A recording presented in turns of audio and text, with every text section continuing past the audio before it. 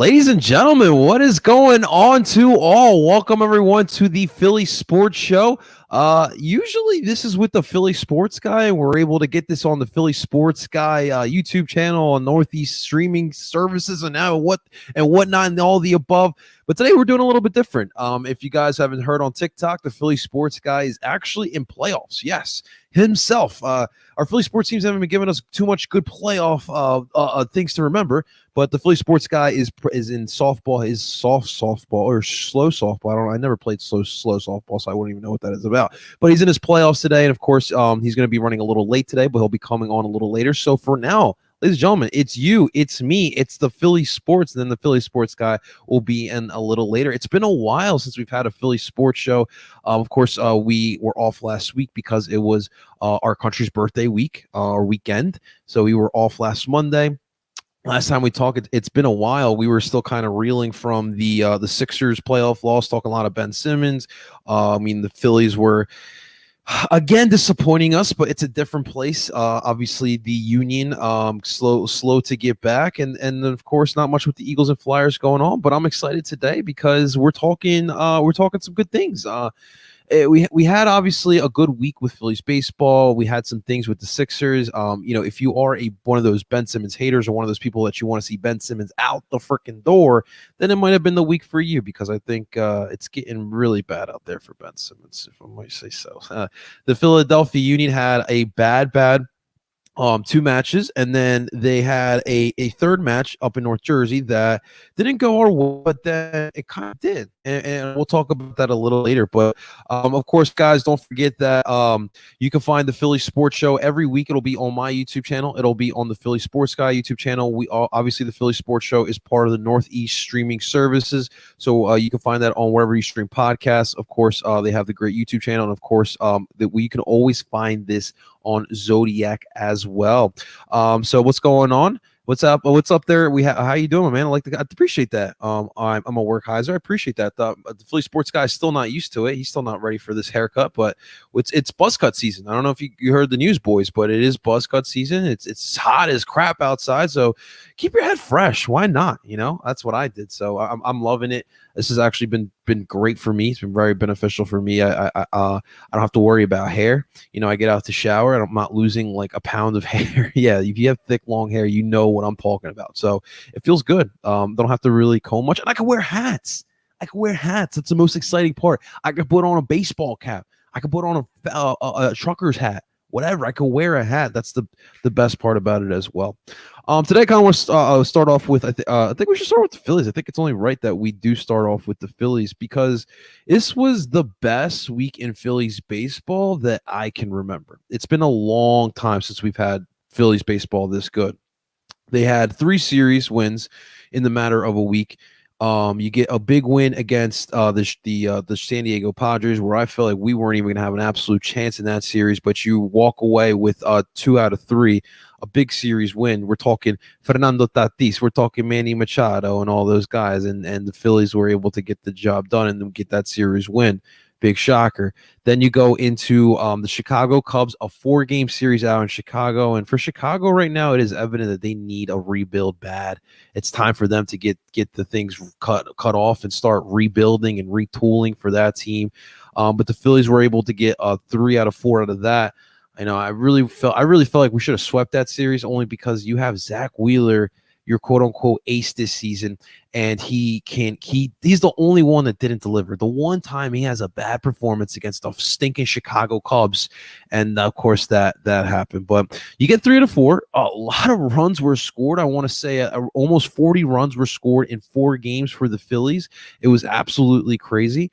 And then you get into the weekend series where I was personally trying to go to, but it was just too late for me to go out to Boston. But I really did not feel comfortable going into this Boston series with the Phillies. I just felt like this is an AL East team that has been overachieving, and they're a scrappy team. Like the Red Sox, when I think of them this year, they have been super scrappy. And when I think about that, over the past couple seasons, it's not even just Joe Girardi, but it's also Gabe Kapler. this team always underachieves when it comes to scrappy teams. When it comes to teams that they should handily beat, they seem to somehow struggle against those teams. So I felt like against the Red Sox, they would have struggled. Now, in game one, that was obviously absolutely pitiful. Vince Velasquez, he went 2 1/3 innings pitched, and then that was it for him on that night. And it was just bad. He allows 5 runs, and the Phillies really couldn't recover after that. I mean, I guess we could talk about Vince Velasquez because at this point, I know the Philly sports guy, when he gets on here, he's going to want to talk about everything we're talking about here. But when I think of Vince Velasquez, I see a guy who has all the stuff in the makings to be a starting pitcher in this league.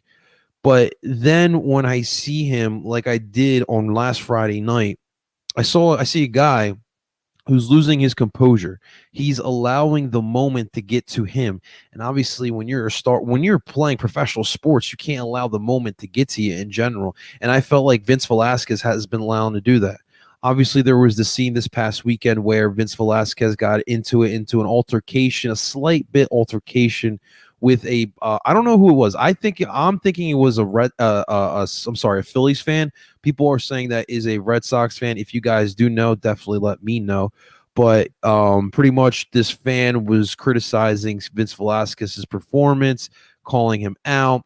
And Vinny V kind of clapped back, and he was just saying like, "Well, why don't your fat butt get on the mound?" And Vinny V, he kind of he clapped back, which in most instances I always side with the player, because I do feel like sometimes us as fans, we do forget that these are human beings, and we do act like just because they are on the field, or I'm behind a cell phone or whatever it may be, that they can't get to us. But Vinny showed that, listen, you want to clap at me, I can clap back, and I do commend them on that. But it just kind of shows what the issue is with Vinny V.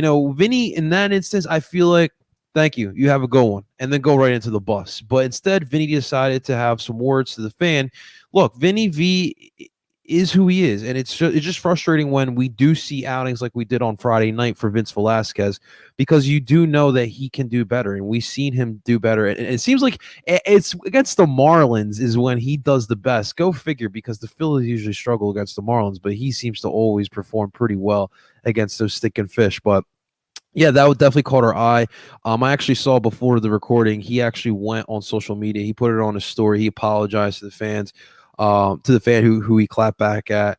He also stated that he wasn't trying to be fat phobic or whatnot. And I'm just, listen, I don't think he should have just. I think he should just been quiet to begin with. That's just how I feel in general. But it's just unfortunate to see what is going on with Vince Velasquez.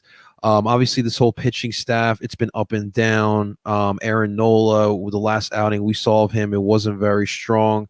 And he looks, at times, you see him in the dugout, he looks like he's in his head as well. I don't know what it is with these Phillies pitchers, but they're allowing moments to get in their head, and I don't know what that attributes to. Is it a trend? Is it the individual? What is that? Because when I see Aaron Nola getting in his head, Zach Eflin actually has done a good job of not being that type of pitcher where he allows the moment to get into his head. But even guys like Vince Velasquez, I feel like Matt Moore, especially Spencer Howard, I feel like he does that as well. So to me, it's too much of a trend with this team, right? So Aaron Nola, of course, he was supposed to start on Sunday, but if it turned out that not only him but also Alec Boehm tested positive for COVID, so they were one of the few that didn't get vaccinated, so they weren't able to play on Sunday, which was kind of unfortunate to hear. I'm not going to get into the whole vaccine thing or whether or not they should get vaccinated or not. All I'm going to say, it is unfortunate that they get into COVID protocol. Now, I don't know how the protocol still stands, but from my understanding, they should be out for at least 10 days away from baseball activities before they can actually even see the field and start practicing and whatnot. So kind of a little bit of a blow for the Phillies when you're talking about Alec Boehm and Aaron Nola, two starting pieces on this baseball team that is a 500 baseball team now. After that big week that was for the Phillies are now a 500 baseball team. They are in second place of the NL East, 3.5 games behind the New York Mets, who are kind of slowing down a little bit. I saw this coming. Now, listen, It's great. The Mets have had a fantastic year. I give them credit. And kudos to the fans because you know what? Listen, I hate the Mets, but I hate seeing people suffer like I am struggling right now with the Phillies. And for Mets, they've always been a joke. They've been a walking joke, and it doesn't help when you have to share a city with the Yankees, right? And they finally have ownership that actually wants to spend money and buy players, but they have been in first place for most of the year. Now they had a couple games at hand now because of because of COVID protocol issues in the beginning of the year. And now their lead, which was, I believe, at 1.7 games up, now the Phillies are 3.5 back. The Phillies have the sixth easiest schedule the second half of the season, while the New York Mets have the 26th hardest schedule in the majors as well. So could this be what the Phillies need to kind of jumpstart them and get themselves into first place of this division? I obviously believe that this team is good enough to be the best team in the NL East. The NL East, as I like to say, because this division is literally like the NFC East. This division is literally up for grabs. I believe that even with the news that we've heard this weekend with Ronald Acuna and the Atlanta Braves, I believe the Braves are still going to be in it. But I think that you'll see the Nationals still kind of kick as well. I think the Marlins are just done. But I think it's going to come down to the Mets and us. I think the Braves and the Nationals will be in it close to the end of August. But then it's literally going to come down to the Philadelphia Phillies and the New York Mets. And what a better way to end the season, right? You're talking about a rivalry where, over the past like 3 decades, these teams have been good on opposite times, right? So like you had the early 2010s, the Mets had their World Series runs. The Phillies were kind of going into a little bit of a rebuild. The late 2000s, the Phillies were who the Phillies were. The Mets were just choking it away. Early 2000s, the Mets were good. They made the World Series in 2000, that Subway Series. The Phillies were bad. In the 90s, Mets were bad. Phillies were good. So you're kind of getting the picture. Now this year, if this division comes down to the Mets and the Phillies, that's gonna be great for baseball. That's a rivalry that baseball kind of needs because in this area, I mean, I feel like outside this area, people don't really know or realize what this rivalry with the New York Mets is for Philly sports fans, or for I guess Philly fans because you could be a Philly fan and not care for the other Philly sports teams. But that would definitely be big for this NL East and for this team as well. So kind of where I stand with this Phillies team, obviously, it's exciting, and it's not that I don't want good Phillies baseball. It's not that I don't want Red October.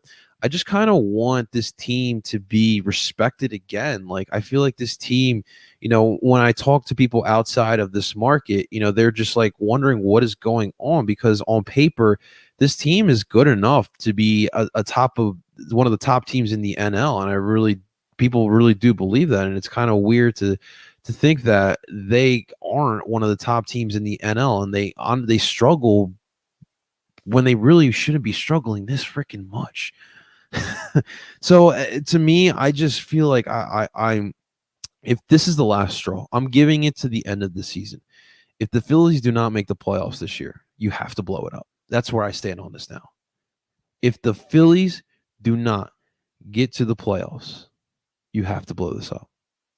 When I look at this team and I dissect this team, what I see is star players like Bryce Harper, JT Realmuto, Aaron Nola, Zach Wheeler, and that's as far as I'm going to go. You have some solid pieces, right? Like you have a Reese Hoskins, and Alec Boehm, Didi Gregorius, Odubel Herrera, Andrew McCutchen, right? You have Zach Eflin, I guess Ranger Suarez. You got to put in that as well. But you're lacking in some serious issues though. I don't think the fourth and fifth starting pitching has been solidified. We've been running with Vince Velasquez, and it's been okay thus far this season. But I mean, Friday night we've seen that I want to say 3 or 4 times already this year. Now, Vinny wasn't expected to be the fourth option. Where is Chase Anderson, by the way? Where is his ass? Where has he been? He was supposed to be the fourth starter with Matt Moore being the fifth guy, and Chase has been nowhere to be found. You give credit to Vinny because Vinny was able to kind of fight back and get back his fourth spot. But I mean, we don't have 4 or 5 starting pitchers. Now, the Philly sports guy, he thinks that Vince Velasquez should be that eighth inning guy, that setup guy. And I think I would tend to agree with him on that one. I think that for Vince Velasquez, the best, I think for him, you can't really trust him. Oh my God, Denver is so beautiful. I really want to go back out there. As the home run derby is starting to begin here, we're starting to get they're starting to show Coors Field, and it looks absolutely spectacular. Denver is such a beautiful city. If I have to leave Philadelphia area for whatever reason, I'm going to Denver. Absolutely going to Denver. Who's this reporter? I grew up watching this guy. Always been spectacular. Of course, we got the home run derby here today. Pedro Gomez. Is he retired? Don't tell me he died. Do not tell me he died because I will literally cry on there. Pedro Gomez was the GOAT, especially for us young Latinos in this industry. No, he literally died. Oh my God. Dude, what? Wow, that's really heartbreaking. I really did not know Pedro Gomez died. What was the death? Wow, 35-year career for Pedro Gomez. He worked a lot in baseball, covered a bunch of World Series. He's Cuban American, man. Oh man, that's heartbreaking. Yeah, that's definitely tough. Thoughts and prayers and condolences go out to the Gomez family. And man, that is tough. Yes, Elijah, we are currently watching, and now we're upset because we saw Pedro Gomez pass away. Man, that's definitely tough. That's a hard one to lose there, man. Hard one to lose there. Yeah, was it the last Philly that made an All-Star game? Was that Rhys Hoskins? I'm sorry, made the home run derby, Rhys Hoskins? He's been hitting the ball out of the ballpark this year, but man, we need a guy in the All-Star in the All-Star game. Remember when Ryan Howard was killing it in the home run derby? Those were the days, man. Those were the freaking days. And look, I want that type of baseball. Like the problem with me is that in the late 2000s, early 2010, when the Phillies were the Phillies, right, with Charlie Manuel and all those guys, Jay Roll, Ryan Howard, Chase Utley, Cole Hamels, that team was good, and I feel like I didn't take full advantage of it. I was a little bit too young for that time period. I really didn't care for baseball the way I do now. I think it took me to mature as a sports fan to kind of appreciate baseball for what it was. So I didn't really care too much for the Phillies. Like when they won, it was great. I couldn't go to the parade because I had football that weekend, and if I went to the parade, I would have missed Friday night's game, and I wanted to play on Friday night, so I didn't go to the parade. But I didn't really appreciate it. So now that I'm an adult, and I love the Phillies, I just wanted to try it again. I want another group of players like what we had in the late 2000s, early 2010s, so I can finally show my appreciation for Phillies baseball. So it's Phillies, please just fix this around, and make this farm system better, please. Like the Alec Boehm, I won't say he's been a full disappointment. His bat's actually been getting hot, but obviously he's not a third baseman. That's why I wouldn't mind getting rid of Rhys Hoskins. I think that's the first move you got to do because of his value. That's the only reason why I would get rid of him at the trade deadline, because his value's high, and I think you can get a good return of multiple pieces. I feel like if you can send him to an American League team, I think that would be the best case scenario. You can get a lot for that. I think for an American League team, they could just put him out there at a DH, and I think it would work out well. I get like a lot of Phillies fans want to go all in and try to make the playoffs because I like myself, I miss Red October. But man, I just would love to have, and I've talked about this countlessly, I would love to have the Rays situation. I would love to have the Orioles or the Red Sox or the Royals situation. Just having just think about the Red Sox for a second. 2018, they won the World Series. Then a couple years later, they decided to rebuild it. They tore it down, traded away some pieces. One of the best outfielders at the time, they broke that up, right? sent bets to L.A. What's his name? Benettini, whatever his name is. They sent him to Kansas City. Jackie Bradley, I think they cut him, right? And then he went off to go sign with Milwaukee. Oh man, Jimmy Butler. And then now, right? They started last year to rebuild. This year they're in first place of the AL East, and I think they have a good shot of winning this division. That's what I want. Like just being able to retool the way Boston has like that through the farm system. That's just what I want, and we don't have that here in Philadelphia, and that is one of the problems here with the Philadelphia Phillies here. Ladies and gentlemen, without further ado, please welcome the Philly Sports Guy. What's going on? What's up, my man? How you feeling? We're doing pretty good here, man. You're just in time. We're just talking Phillies. We're just winding down. How's the softball game? Is it raining over there? It is raining over here. The game was finally called for not because of rain, but because we got hammered. We got crushed. Oh man, we got. Season's over. I have no. We have next game still. You know, we only lost one game, and it's the best of three. However. This was by far the biggest beating that I have ever gotten on a slow pitch softball field. Oh my God, home runs galore. We played on a field and the ball was just really traveling. It was different than I've ever seen it. And like, this team is a good team. You know what I mean? Right. Obviously, but there were some moonshots that were being hit. We were playing on a golf course, and like they were hitting them like where the field is nowhere near any of the greens, but they were hitting some of the greens, and it was just, you know, I could say whatever. I mean, they just brought their bats today, and we wound up getting our butts handed to us.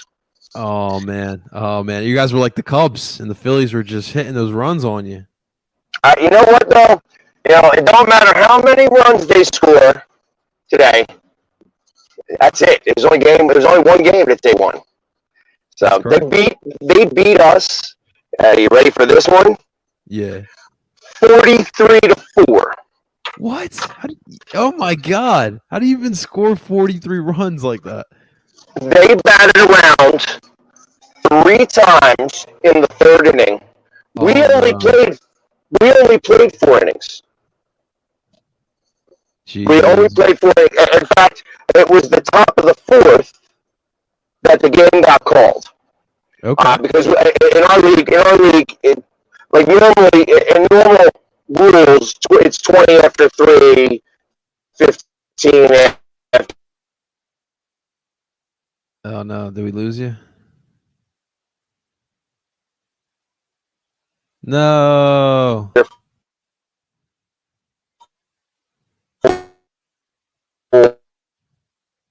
Oh man.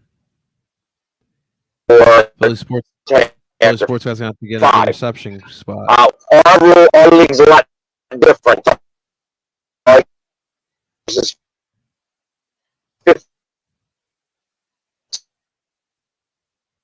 All right, we'll try to get him. Let me just message him real quick.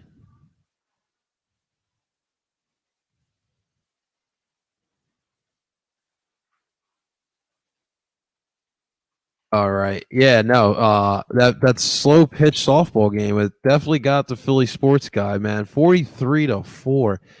Yikes, man. I listen, I'm not baseball, softball, that's not my sport. That was my least talented sport I was good at. All right. I wasn't the most athletic person either as well. I was a good catcher. I will say I was a good catcher. I was a good right fielder, but something about bat to the ball just didn't work out. I was like Roman Quinn trying to hit out there. But now damn, I really hope the Philly Sports Guy they get back at him at the next game there. But we'll see if we can. It's just some technical difficulties. Of course, he's recording out of somewhere around the field, I'm assuming. So he should be all right. We should get some reception. If not, we'll continue the show. Of course, we got a lot more to get to here. Oh, let's see. Let's try one more time. Let's see now. What's going on? That should be a little better. Maybe not. Hello? Can you hear me? Yeah, I got you right now. I got you now. I got you. Well, let the Philly sports guy. Let's get to Yeah. the Phillies. Let's get to these Phils because I'm curious to hear what you had to say because this was the best week in baseball we've had in this entire year. But is this the same old Phils or are you buying this hype train? So here's the one thing that I felt all season long that hasn't happened is that the Phillies are going to score some runs. Last year, they were fourth in all of Major League Baseball with runs scored, and they haven't been living up to that yet. The bats started working again, and the pitching is that much better than last year. So I do expect that they're going to start to win some of these games. I am more on board. I think so. Here's a hot take for you. Here's a big hot take. Right now, the Phillies are a plus 800 to win the National League East. I think that's a great bet. Right. That's what I think. No, I agree with you there because I would put $500 on that. Right. I agree with you there because like we talked about before, like the NL East is exactly like the NFC East this year, where like none of these teams are any good, right? So for the Phillies, it's literally about stringing together some good baseball in these important months that we're coming up to, the end of July, August, of course, September. If you can string together some good baseball, this team can make the playoffs there. I don't like that's the thing. Like that's what it's hard because for me, like I think about what happened in 2019, what happened in 2020 in clear opportunities to make the playoffs. And this year looks like it's going to be that way again. Like you have a clear opportunity to make the playoffs, but can they get over that hump? Guys like Aaron Nola, can he get over that? Remember, he's choked away some situations in the past couple of seasons. To me, Bryce Harper, I've never seen him be clutch here or in DC. Obviously, JT's never even played in playoff baseball. The best catchers never played in playoffs, which is wild to think. And I mean, we just talked about it right before you got on. I don't know if Rhys Hoskins. There's a slight possibility that Rhys Hoskins could be dealt trade deadline only because of the return you can get and his value right now. If he stays, what kind of Rhys Hoskins will we get come August time as well? So it's just a question mark. It's like on paper, and this is what I'm saying, like when you talk to people outside of this area and they look at this team on paper, this team should be the clear-cut favorite. They should be on top of the NL East right now. But, they don't watch the games that we do and the mistakes that they do make. So on paper, this team should make the playoffs, but can they get over that mental hump? It's all mental for them. That's really what it is. I think that last year the bullpen losing so many games was the deterrent. This year, what I think that really games that are going to come back to haunt us if we don't make the playoffs, because I feel like if we miss the playoffs, we're going to miss by 1 or 2 games. The 2 games up in New York against the Mets that we were up and we lost. The one game specifically that one game against Washington where we were up 3 different times. Those are 3 games specifically I felt like we should have won, and I feel like it could come back to haunt us. Okay. Beyond that, I mean, we have the 3rd easiest schedule moving forward. And 6, but yeah. One thing the Phillies are good at doing is beating teams that beating teams we're supposed to beat. Except the Marlins, except the Rockies. Those 2 teams seem to have our number. Everyone else seems to be able to get beat by the Phillies. And I feel like that we're going to do it. Like I said, I may actually I'm not a betting guy, but I may actually invest $500 on 8 to 1. Money down. Look at that. Bet, for the Phillies to win the NFC East. The NL East, the NFC East, the NL East. It's all the same. The NL East? But I may absolutely do that. There's your that's the sports bet from the Philly sports Yeah, guy. NFC, NL, it's all the same. It's all pretty bad. What did you take away from Vince Velasquez this weekend? Obviously, his video went pretty viral. His bickering with the fan. We've had our fair share of opinions on Vince Velasquez. Obviously, I'm like really upset, because I always see a guy who has the stuff to do it, but is way too much in his head sometimes. What do you take away from Vinny V? Hey, every time we see double V, we never see a W. And I've been saying that since the beginning.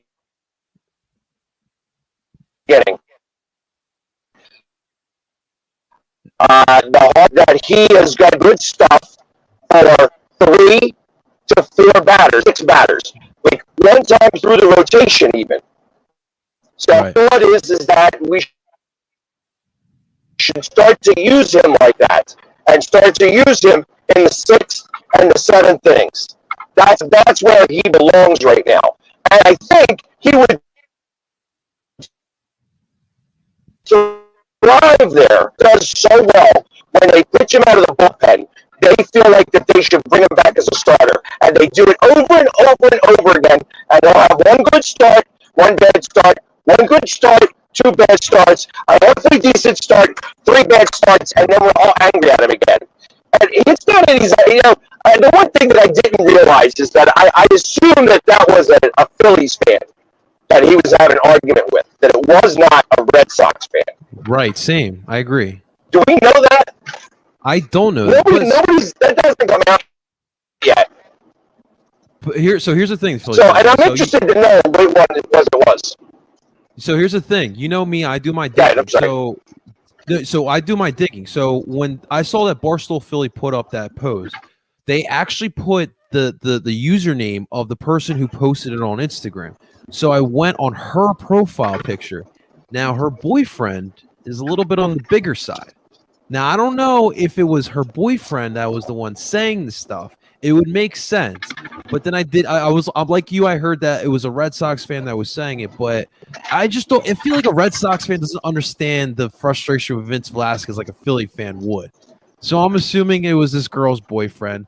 Obviously, I don't know if you saw, but Vince Velasquez put out an apology on Instagram about saying sorry. He didn't mean to be fat phobic. I mean, to me, like Vinny was just he was just frustrated, and he was just calling out the fan, and to a certain extent, this is why I was saying on TikTok, look, I'm not going to sit here and act like I could throw a 90-mile-per-hour fastball, right? But you and I both know what good baseball looks like, so we criticize these players when they don't perform. Now, I'm never going to say that Vince Velasquez, you don't belong in this league. I wouldn't just like call him out of his name and completely disrespect him like that in front of his face, because like obviously too, like I'm not, last thing one of us needs is to hear Philly sports TikToker YouTuber fights Vince Velasquez in Boston, right? We don't need any of that. So that was just my point. Like, if you're a fan, man, just remember that they are a human being, and don't act like just because there's a security guard or a barrier there, like you could say whatever the frick you want, right?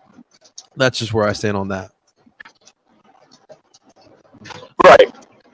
No, and I agree with that. Like, it's you want to yell at them, you want to do something, you do it while they're in the field. That's why I don't. When it comes down to after the game, I want to have a drink with the guy. You know what I mean? Right. I don't care if he's won or lost. You know what I mean? It doesn't matter to me, because to be honest, like, if he wants to talk about it, he's going to talk about it. Most of the time, they don't want to talk shop afterwards. That's why when Ben Simmons is done and he's taking a 2-week hiatus, and he goes to Wimbledon with Maya Hama. Yeah. When he's out there, and everybody's like, oh, well, he's not working on his game. He just left. You know what I mean? The guy is a human being. The fact that he went to Wimbledon for a minute, yeah, he went to Wimbledon. He could have shot 150 foul shots before he went to Wimbledon that day. We would have no idea. So people talking,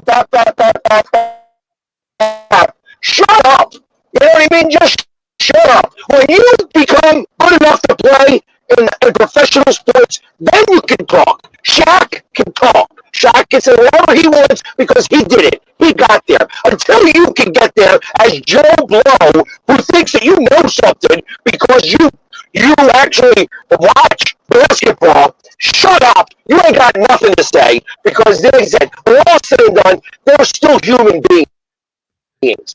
And you don't live this guy's life. You don't walk a mile in his shoes. And I'm not one to even give. Trust me, it was a bad look for Ben Simmons. But you don't know what he did that day. He might have shot 150 foul shots. He might have shot 300 foul shots before he went there. You know what I mean? You don't know. And because you don't know, you can't say a word. Let me ask you something. That's my opinion.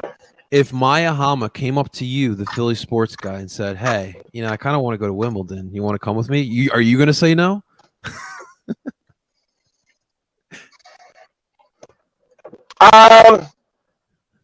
It depends on what I'm doing. If I had a Phillies game or something like that, I may have to turn it down. Philly sports guy, she's a very good looking because woman. I got to stay true to me. This is very true. Yeah, very true. So hey, listen, if she was, I'll be honest, if she was asking me to go to Wimbledon, it would definitely be on her dime. So she has to pay. And if she's going to pay, if she's asking me and she's paying, then Daddy goes to Wimbledon. There you go. There you go. Real quick before it starts. So obviously tonight is the home run derby. So you got Pete Alonso, you got Shohei Ohtani, you got Salvador Perez, we got Joey Gallo, we have what's his name, Matt Olson. You have Trevor Story, who's obviously the Colorado guy who plays for the Rockies. Who do you have winning this All-Star? Or I'm sorry, this home run derby?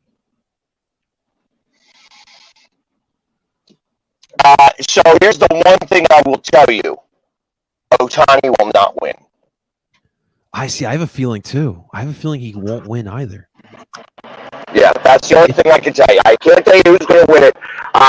And Gallo is the guy who I immediately think of. Okay. But I know Ohtani is not going to do it. His swing doesn't.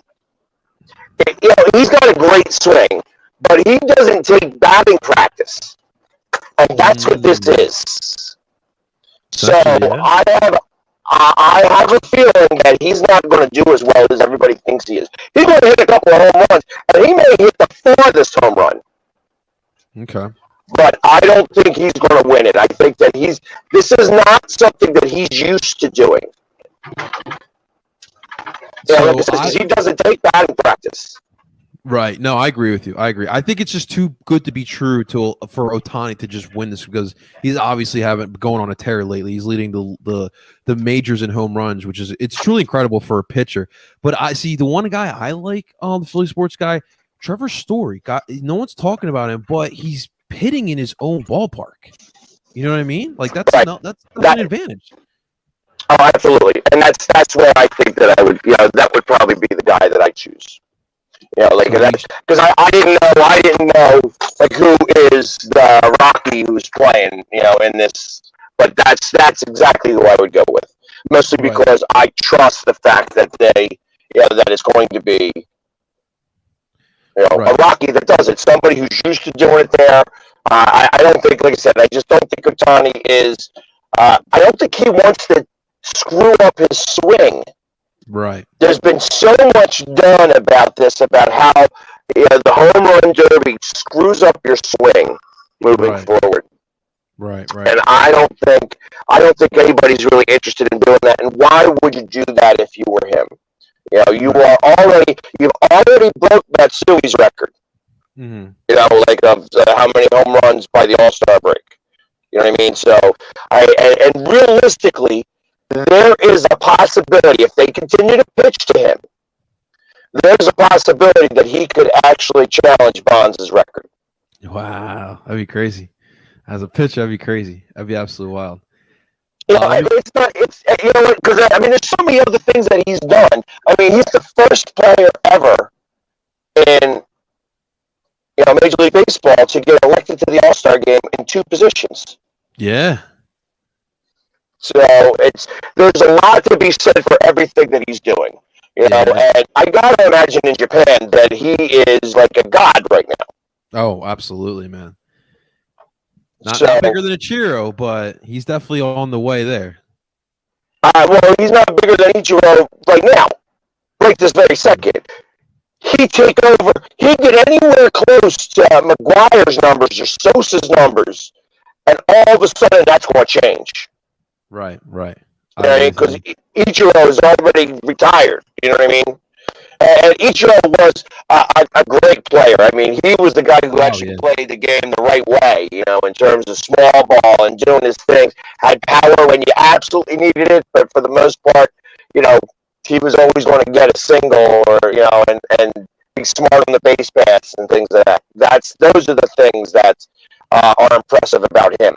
Right. This guy has just this pure natural swing that is amazing to watch. It's just amazing to watch.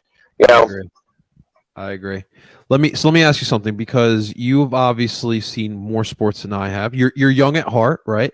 So when I think of All-Star games, I always wonder, like, is there a place for All-Star games today? Like, I know back in the day, right? Like, you didn't have you didn't have all these streaming services where you could watch any out-of-market game whenever you wanted at any time, right?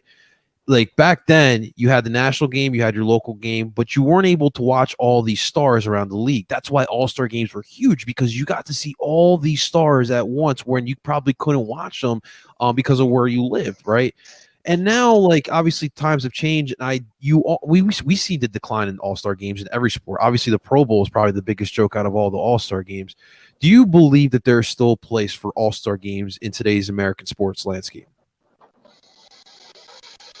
There is. I would take a completely different approach.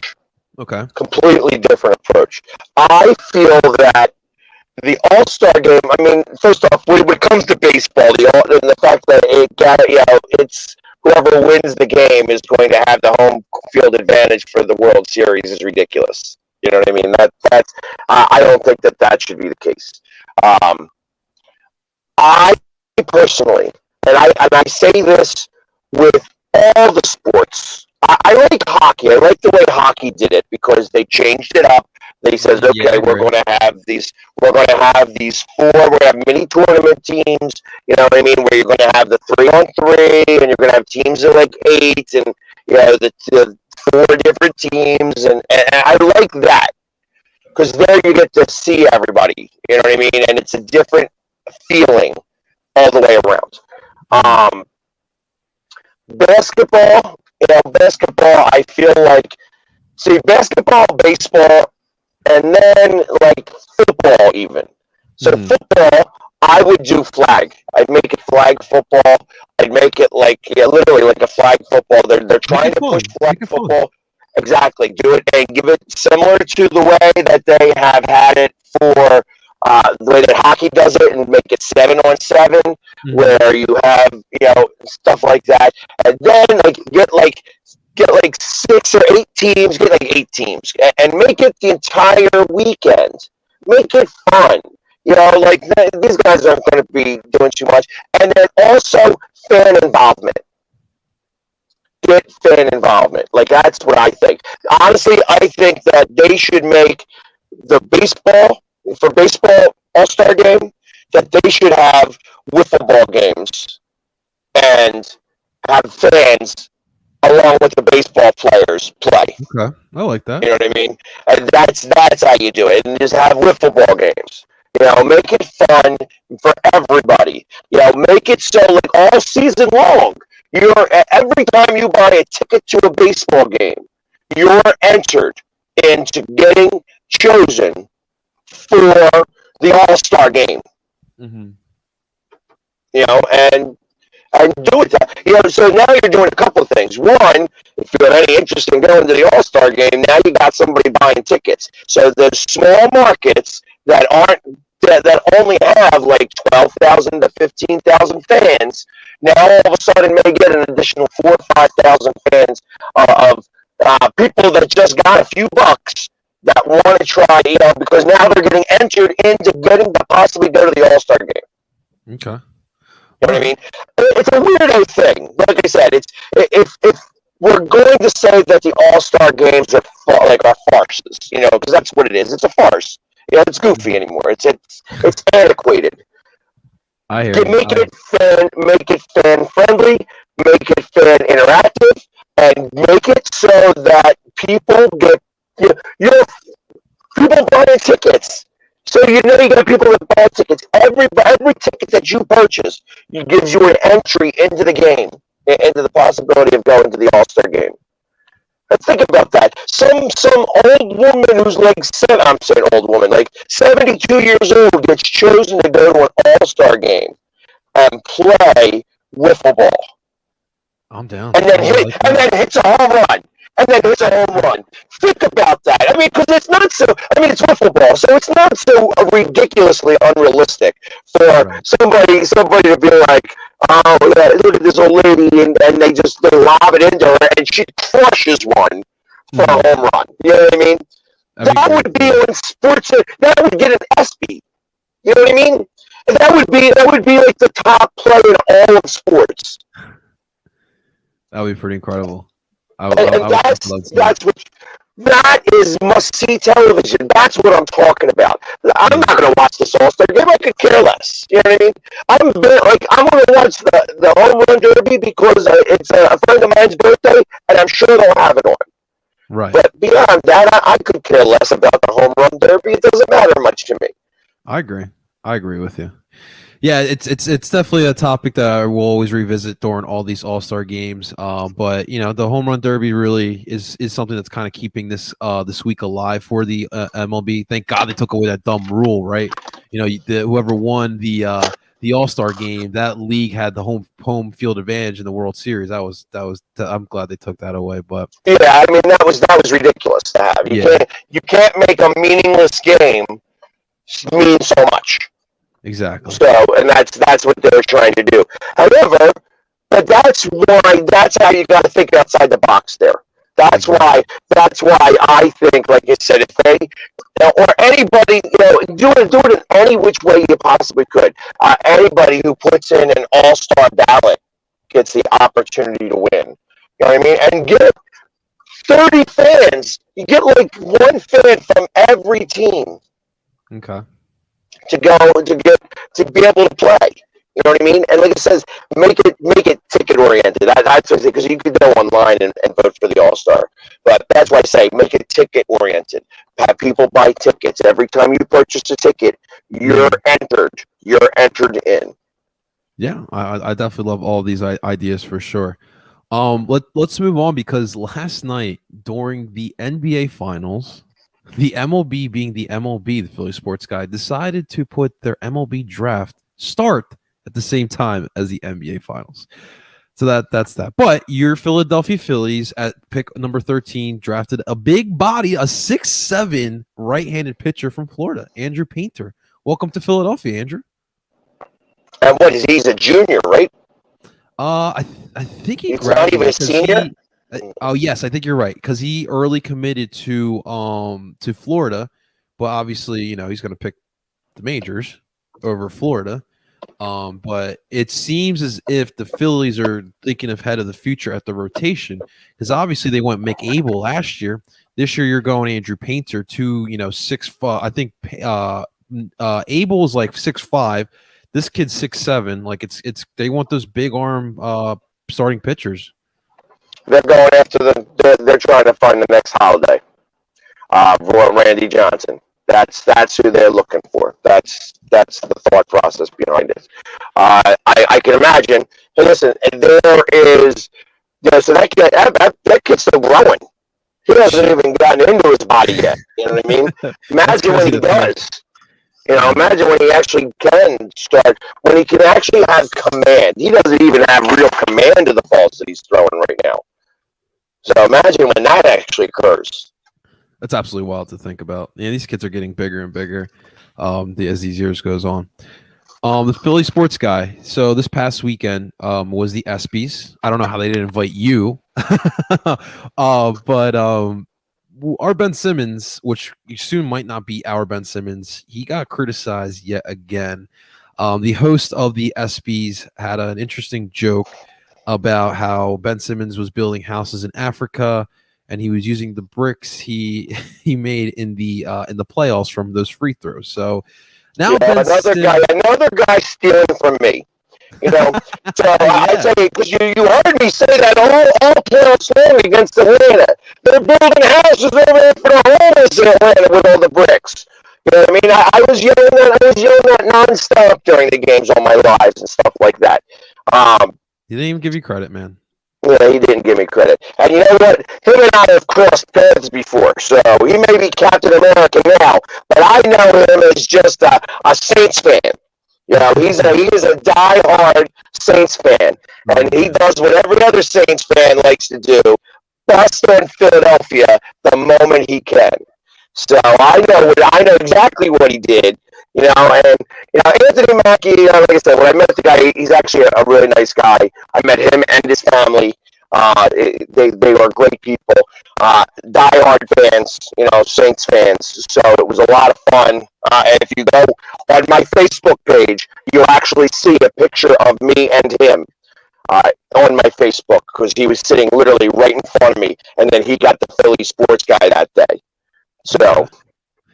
So literally, that is kind of funny, and that was when I didn't have my look the way I do now. So I was dressed up as like a tiger, almost like a green and white tiger. It was an interesting look. It was the first year of the Mohawk. Okay, I like it. I like it. So, but I knew then, just from talking to him and knowing a little bit about him, he is definitely a diehard New Orleans fan. He's from New Orleans. Diehard Saints fan. He's loud, just like I was, and am. You know what I mean? He's a very passionate guy. He also does not like Philadelphia. I could tell. So it came out, and it showed. He didn't like Philadelphia. It definitely did. Let me ask you. From what obviously Ben Simmons has received criticism from left and right, from everywhere, right?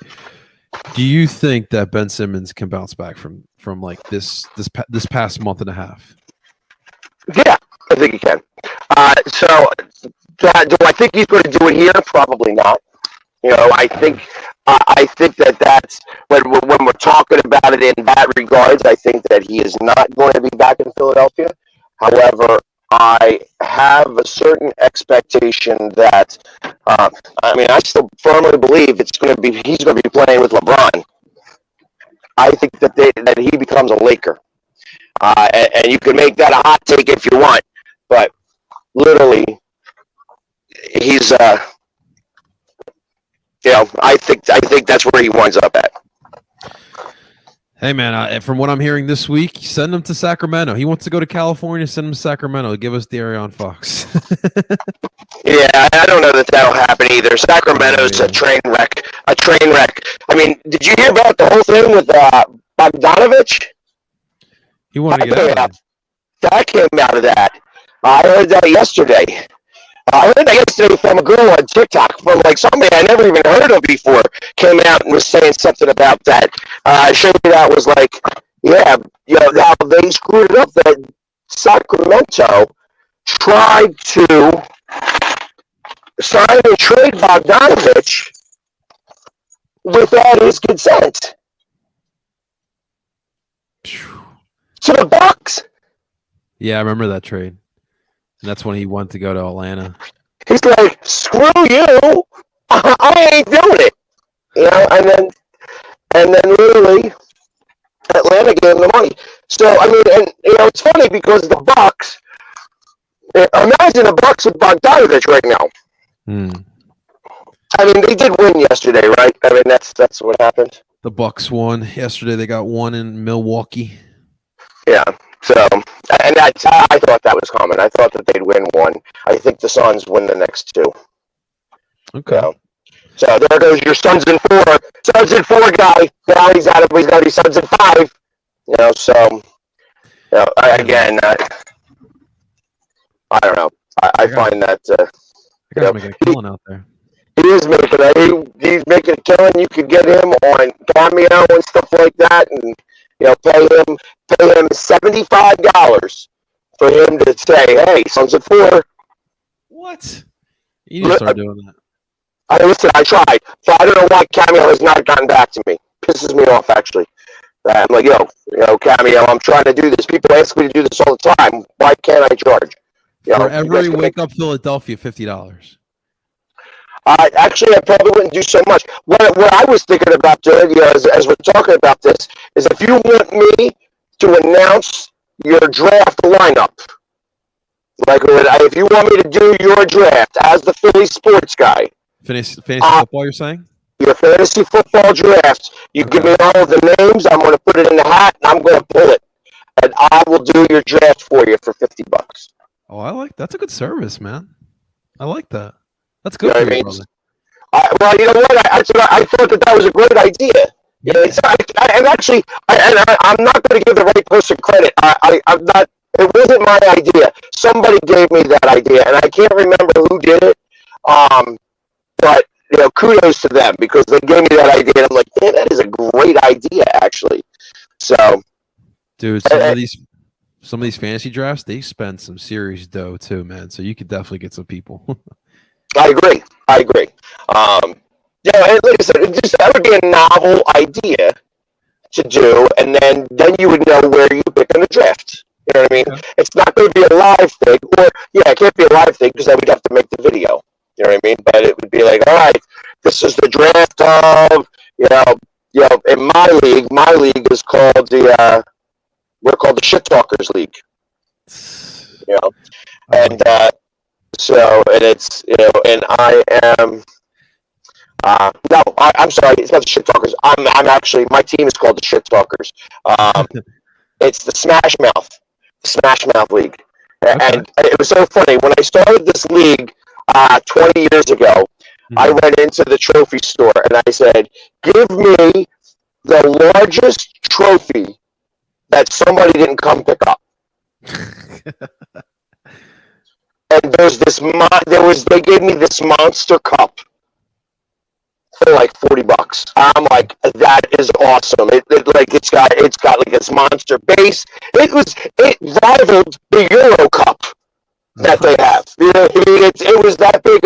It's that big of a trophy. It's an awesome trophy for $40. You know what I mean? It's been the trophy for this league has been going on 20 years. I'm no longer the commissioner. I gave the commissionership up, but I'm still part of the league, and I will tell you that I've never won. It's hard, man. It's harder than people think it is. But let's change over. Let's move on to the ice real quick because so reports, and it seems like from what every media member of the Flyers has come out and say, Voracek is as good as gone. From multiple sources, it looks like the Flyers have been in serious engaging conversations trying to get rid of Jakub Voracek. But what's interesting to me is he's one of the top paid right wingers or wingers in the NHL, right? He in the past 5 years, he's only been a top 10 goal scorer once in those last 5 years, and he was 6th. Yep. Man. $8.2 million would come off the books if we are able to get rid of him, which I think our boy for 3 more years. Yeah, I believe our boy Hackstall is going to do us that solid and take that money off our books. I don't know what they're going to do with him. I don't know if they'll keep him for their team or they'll ship him off for something else or whatever. But I think he's as good as gone, and I think this will definitely benefit us. They could take him. I would. I wouldn't mind them trying to get rid of JVR either. I mean, he was okay. He was serviceable, but I'm not. Go JVR. I mean, we don't need to get rid of Giroux. I know people are on the Giroux wagon. Truth of the matter is that this is his last year. It's the last year of this contract. After that, if he resigns at $1 or $2 million, a couple $1 million. That's it. And where he should be only be making a couple $1 million right now. So I wouldn't mind getting rid of that. I think that all the defense has got to go. I know that they keep thinking about trying to get this guy from. So Columbus. let me tell you the update on that. This is what's the problem right now. So look, That their goaltender died. whose goaltender died? Columbus's. Oh, really? I did not know Yeah, that. had a freak accident. With fireworks. Oh my God! Well, Yeah, it was it. Condolences sent out Yeah, there. I yeah, did that's not know about big. this. That was a big loss. It was a big loss. I mean, it was. Yeah. And I think it was their backup goaltender, but even still, I mean, the kid was 24 Oh years yeah. old, That's and terrible. yeah, so it's definitely heartfelt condolences to the family, Of course. and to the Blue Jackets. I mean, like I said, Of it's not course. life trumps sports all the time. Agreed. And the fact that he was a pretty good goaltender from what I mean, he was a Russian goaltender, and the Russian goaltenders right now seem to be it. You Yeah, know what I mean? seemed to It's work like out, man. you Well, got so Vasilevsky and things like that. They're just those goaltenders. However, I'm beginning to think, I think the NHL is going to have to do something about that rule because, or if not, I hope that the Flyers bench everybody who's making $8 million for the season. yeah, Oh, you're hurt, and then bring them back for the playoffs.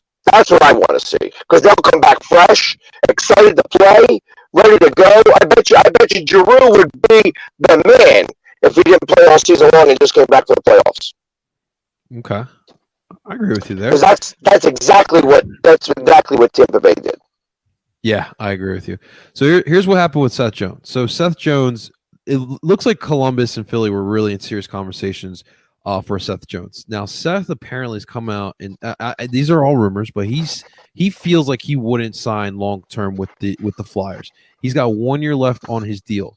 Here's the crazy part about this: Seth Jones's dad is longtime NBA player Popeye Jones, who now is the assistant coach of the Philadelphia 76ers. So this kid wouldn't commit long term to the Flyers. Now I know a lot of you guys don't want Seth Jones, and I get it. He had a really bad year last year. Like that team was terrible, right? But the fact that this guy doesn't want to commit to the Flyers, that's like to me that's crazy because when I was growing up, the Philly sports guy, we were a premier spot for players to want to come here and sign with the Flyers. When Snyder was doing Snyder things with this franchise, people wanted to sign here. And now you got this kid who's kind of on the decline saying, I'm good on the Flyers. Like, are you concerned like the lure of the Flyers has kind of gone away? Yeah, it's good. It's been going. It left the year after Ed passed. So the truth of the matter is that if Ed Snyder was still around, he would have told Homer to go. Time for you to step down. He would not have made the decisions. Comcast is making the decisions for this franchise, and right now, as much as there is I don't trust Chuck Fletcher. He wasn't good in Minnesota. He's not good here. He's still taking calls from Homer. Homer's still making calls. And do I take back on that soapbox? I tell you, because the Flyers are never going to win anything as long as Homer is part of this franchise. This guy could never win anything on any level. He's nothing but a loser, and he only makes loser decisions. And that's why I cannot and will not. I want the Flyers to do well. Like I said, I bleed orange and black. I bleed orange and black before I bleed green. But I'm so over Paul Holmgren making decisions for this franchise. And I would tell that to his face. I would tell it to him to his face. I'd probably be a lot nicer about it. Like, Mr. Holmgren, I do not want you making any more decisions. I don't want you making decisions. I feel like that you only make poor decisions for this franchise. I would like for you to step down. That's what I would tell him. I would like for you to step down. Politely. I don't even have to be mean about it. But I could tell, then I would cite his track record. He goes, well, how about, what do you base on that? I'm like, well, listen, let's go all the way back to the time that you were in, like, minis. You know, did you win a championship there? No. How about juniors? No. How about in the WHA? No. How about in the NHL? No. How about as a coach? No. How about as an assistant coach? No. How about as an assistant GM? No. How about as the GM? No. How about as the president? No. You ain't never won a championship. You don't know what it takes to win a championship. You don't know the pieces that are necessary. You always think that you know, but you know what? You always come back out as a loser because you do not know what it takes. And until you can figure it out, which I don't think you ever will, you'll never figure it out. That's why you are not qualified to run this franchise. End of story. I hear you, man. I hear you. I will say, listen, whatever you may feel about Seth Jones, ladies and gentlemen, right now, today, there was another big trade. Duncan Keith got traded to Edmonton. Edmonton sent over Seth Jones' brother to Chicago.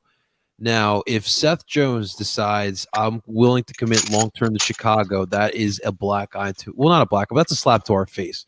Because on paper, we are in a better spot than what Chicago is. Chicago's trying to get rid of Taze and Patrick Kane. They're trying to move on and go to their next generation, right? We are in a better place, in my opinion, than Chicago. And if he says, like, I'm more willing to commit to Chicago over Philly, it's a slap in the face, my man. You know what? I don't care about that. I don't care about that. I'll be honest. The fact that his father is the assistant coach for the Sixers is a deterrent for me. You know what I mean? I love my own man, but I don't want to live with him. I don't want him being in the same building as me. You know what I mean? Because I do other things. You know, I don't want him seeing some of the stuff I'm doing. You know what I mean? And me as a young kid, that's exactly how I'd feel. You know what I mean? I don't want my old man seeing what I'm up to. Maybe I'm trying to work some girl. I'm going to get embarrassed by my old man because he's coming around the corner. You know what I mean? No, not happening. I'll see him on the holidays. That's fair. That's a fair point. That is a fair point. All right, some brighter stuff with the Flyers. Sam Warren's birthday. Happy birthday, Sam. Yeah, there you go. They scored. I remember watching that first goal. We did that live. We did that live. We were there watching that happen. He called for the puck, put the puck in the net. That was a great day and a big win. You know, because obviously that was a day that Carter Hart was not there at the game. I will say I would rather see Sam Morin back on the Flyers than got there. I'm being honest. A guy that's is going to wind up getting traded. I know that he's going to wind up somewhere. You know, I hope so too. But I hope so for his sake. You know, I think he needs a fresher start. And I think that in Philly he's not going to get it. You know what I mean? It's not. He could even do really well here for a little while, but he'd make a mistake and everybody would be back on him the way that they normally are. And I don't think that that's really right for him. He wasn't that bad this year. You know, out of all the players that they could have put on waivers, they put him on waivers. And I know that was a money thing, and nobody took him. And I felt like that was the wrong thing to do. You could have put so many other people on waivers. I mean, right. The guys that didn't play the last part of the season, I don't care if I ever see them again in the Flyers uniform. You know what I mean? They stunk. Right. They stunk. Absolutely, man. Absolutely. Well, let's move on to the good in Philadelphia. The Philadelphia Union. Since we last talked, it's been an interesting run of play for them. They drew against Chicago up in Soldier Field. Then they come the next week. They go down to Nashville. First time ever playing in Nashville in Nissan Stadium. They lost. A very surprise. It was a game. It was very unorthodox 2021 Union. They were down early, second minute. Former Union player CJ Sapong makes a difference with the goal. And the Union really, I felt like they had no momentum in that game, and it was rough. And then last Thursday, we beat the Dead Bull. We beat the team we hate the most, the New York Red Bull. I'm sorry, we didn't beat them. We drew against them, but it felt like a win because we were down 1-0 after losing our goaltender from a red card, or goalkeeper from a red card. We're down a guy, so it's 11-10. And then in the 80th minute, Sergio Santos comes in. 4 minutes later, he gets the game-tying goal. You're down 10 men. It's a rainy North Jersey night, and the Union find a way to get a point. That was definitely big, man. So it's the Union are kind of in a weird place. They haven't been. They were on an 8-game unbeaten streak, so they kind of have fallen off a little bit. But this happens. It's still a little early in the season, and they're still trying to. The problem with the Union right now, the Philly sports guy, they're the new piece we talked about, Daniel Gazdak, right? He is still trying to figure out how to play with these guys. These guys kind of lack that chemistry. So once these guys play together a little bit more, they start figuring out each other. I think they'll be okay. That was kind of the problem in the Red Bull game and even in the Nashville game as well. But they should be all right going forward. The more they play, we'll be all right. So in the Nashville game, you want to know my opinion about Nashville? What do you got? They were in Nashville. They partied. I mean, it was a July weekend. Exactly. Come on now. What are you going to do? You're in Nashville, Tennessee, for 4th of July, and they were out playing hard. I know what they were doing. I understand. It was not a surprise to me that they lost. I'm surprised they didn't get beat like 3-0. Yeah, they did a good job just letting it be one goal. And so, I mean, ultimately, you could tell that they were sluggish. They just did not have it, and and Nashville took advantage of it. And I mean, they're not even a good team, Nashville. So the fact that they were able to kind of do that and score that one goal was just more. Here's another problem. So Nashville last week signed. I believe he's from Ivory Coast, but he played in Mexico for Monterrey, another Final Four team in the CONCACAF Champions League, and they signed him for $6.8 million. That's more than Union have ever spent on a player. Now, listen, you know my stance on this. I love the way the Union are building this team, but I just would love for them to just dish out the money for the one player that's just going to guarantee us that chance or guarantee us getting into the MLS Cup. So we'll see. If there was that one player, who's the one player that would guarantee us like that? Who is one guy that would make that big of a difference that you'd spend the money?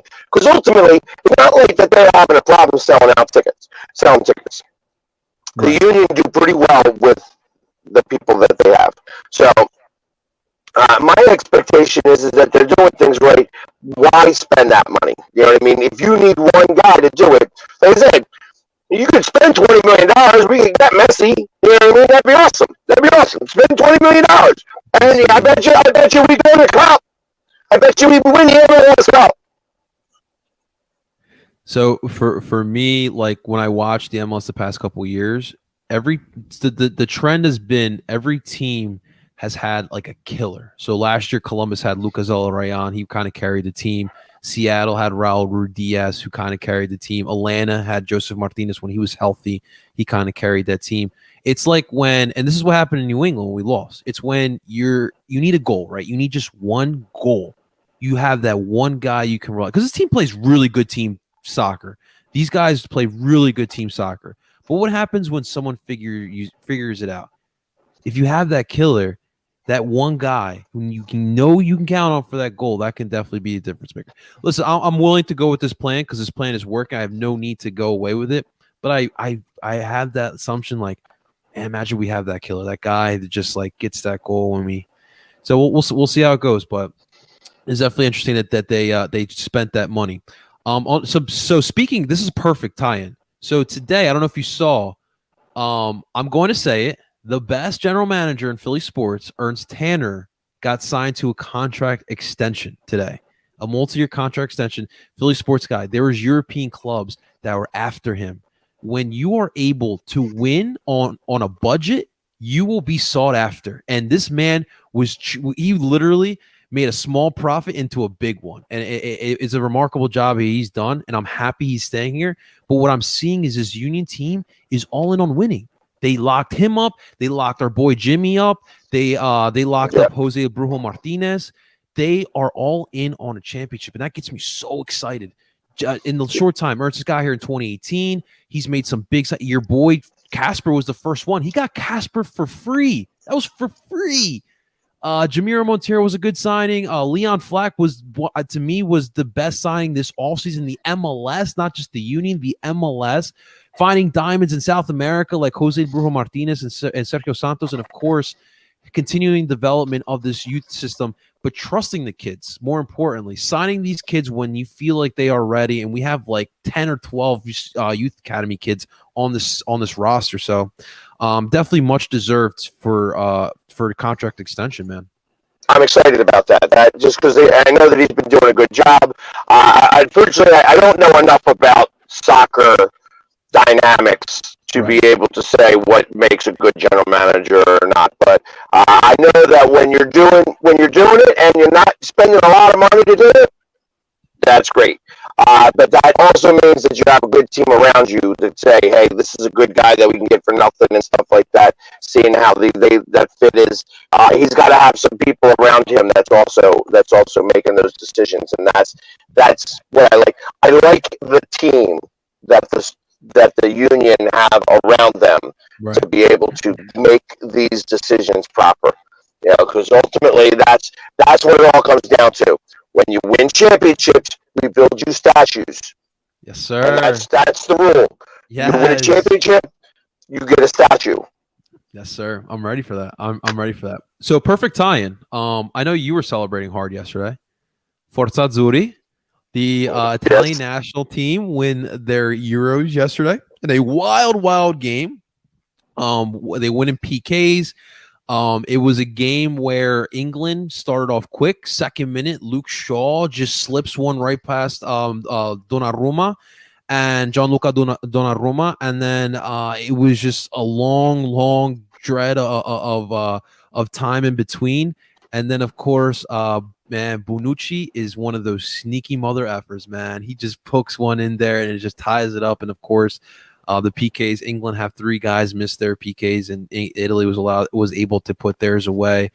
I want to give credit to Roberto Mancini. I've seen this guy win in Italy. I've seen this guy win in England, and now I've seen this guy win as the Italian national team coach. Man, he to me is one of the best Italian coaches of all time. They've had so many good ones. Fantastic job. Italy was in a weird. They also, they missed the World Cup. And for him to kind of turn it around, 2021 was a great year. People were doubting Mancini, but he relied on a combination of some veteran players with some youth, and it worked out really well. They believed in each other, and it was honestly a good performance by the Azzurri. And I know South Philly went wild yesterday. I know I know obviously we have a big Italian community around this area. They were going absolutely wild and deserving. Congratulations to all the Italians out there. Much deserved win. I just want to feel that with Colombia. Could we just win a Copa America, please?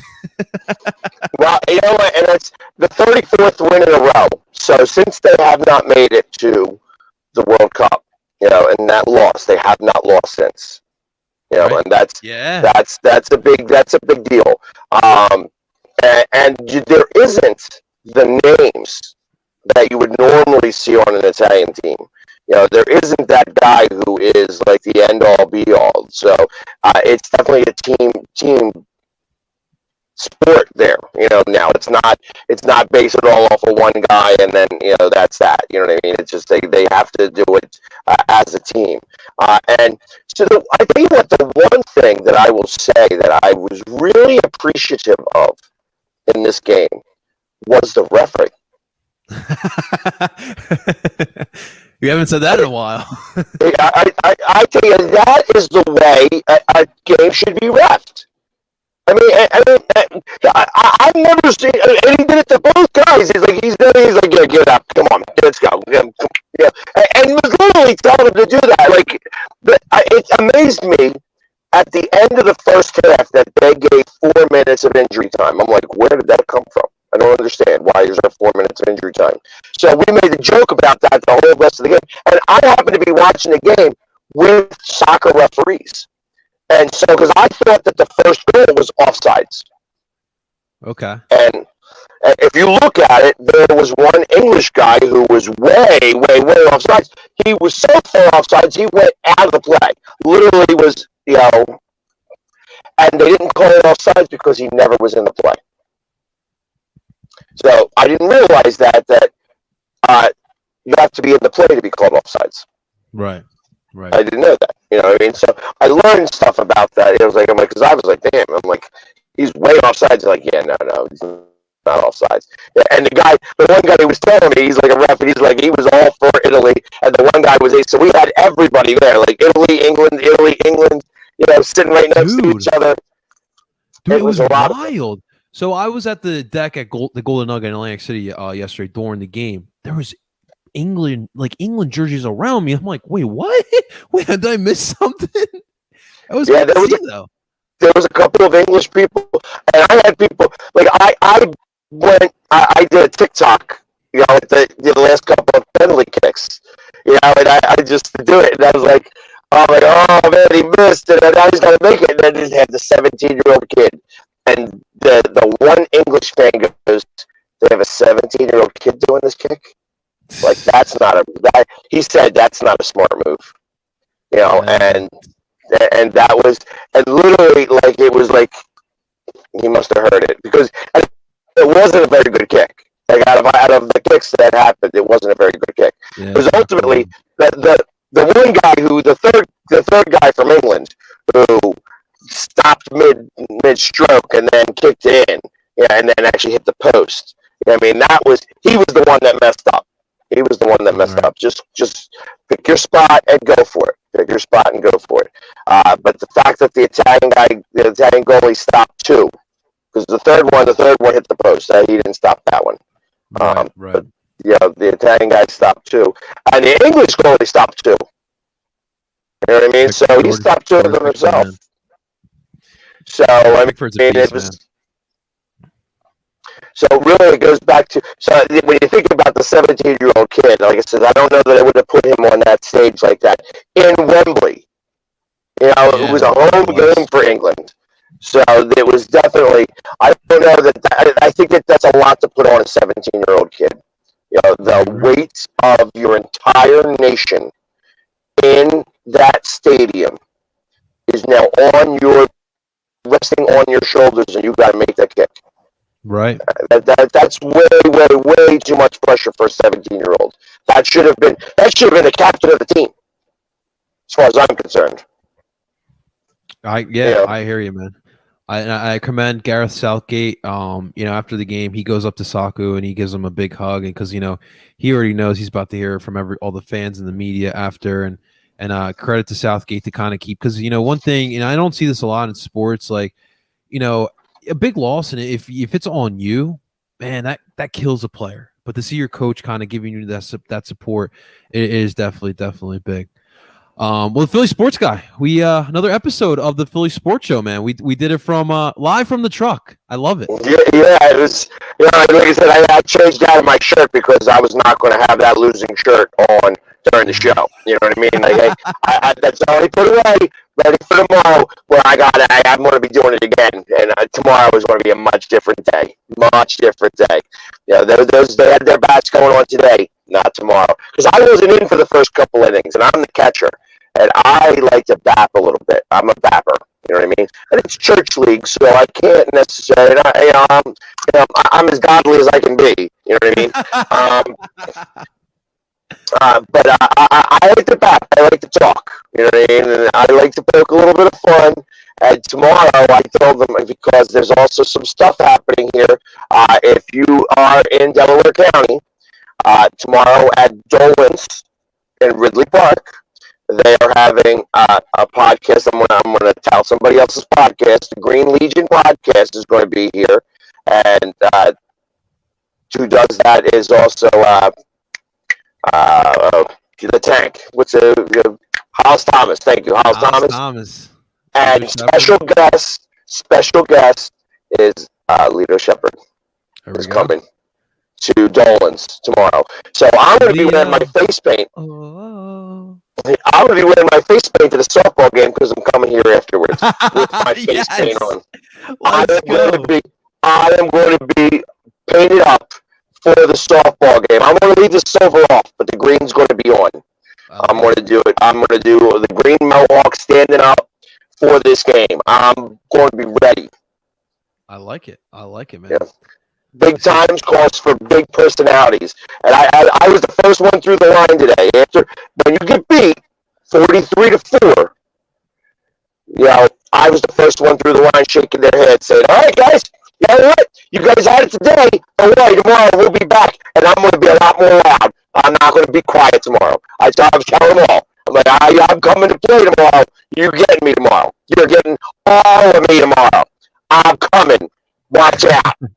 I love it. I love it. Good stuff. So stay tuned for that. Stay tuned for the show tomorrow as well.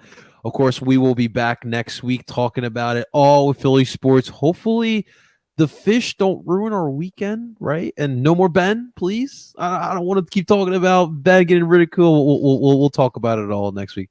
Philly sports guy. I'm waiting for the sex tape to come out.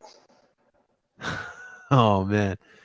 Oof. I ain't watching it for Ben. I'm watching it for the other girl. Since I'm now expecting a call, since she's going to ask me to go to Wimbledon. There you go. There you go.